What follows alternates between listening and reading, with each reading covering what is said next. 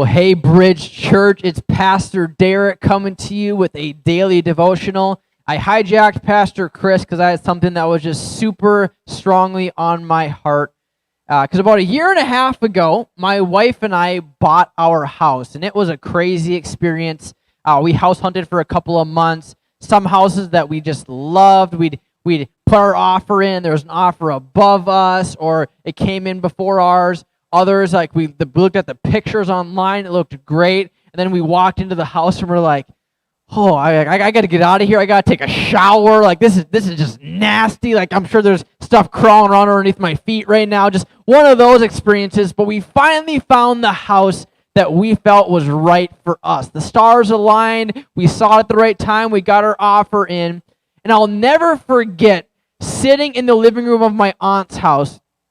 We just put our offer in, and for those who remember buying your house for the very first time, there's like that mental breakdown moment of like, holy buckets, like there shouldn't be this many zeros in anything I'm buying. Like this is nuts. Like this is crazy. Like, do we make the right choice? This is the wrong decision. Having that mental breakdown. I was visibly distressed. I was just like, oh my gosh, like this is crazy. And I'll never forget what my aunt said. She goes, Derek, she goes, how many times has the Lord come through for you? How many times has he been there for you and just taken you through? Why won't he do it again right here? And that gave me the most peace in that moment possible. And I remember that so vividly. And what was crazy is a few nights ago I was reading in the Bible, and I'd just been feeling a bunch of different emotions. And I love what it says here in Psalm 77.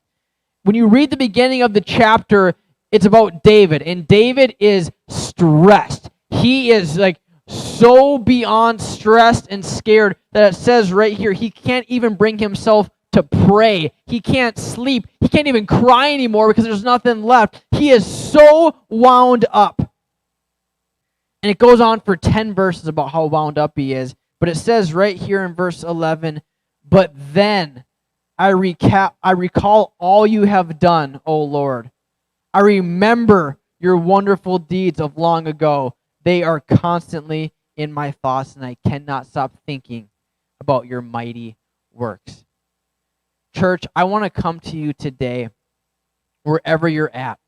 I know we are all feeling different emotions. Maybe it's excitement, maybe it's dread, maybe it's fear, maybe it's confidence, maybe it is aggression and anger. Maybe it's you're so ticked off about all this COVID stuff and what it means for you and your family. And guys, we're there with you. Pastor Chris and I are there with you. We feel those emotions.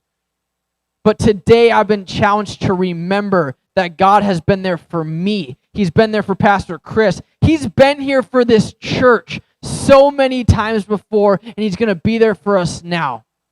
We're going to get on the other side of this thing, and somehow, some way, we're going to come out better on the other side.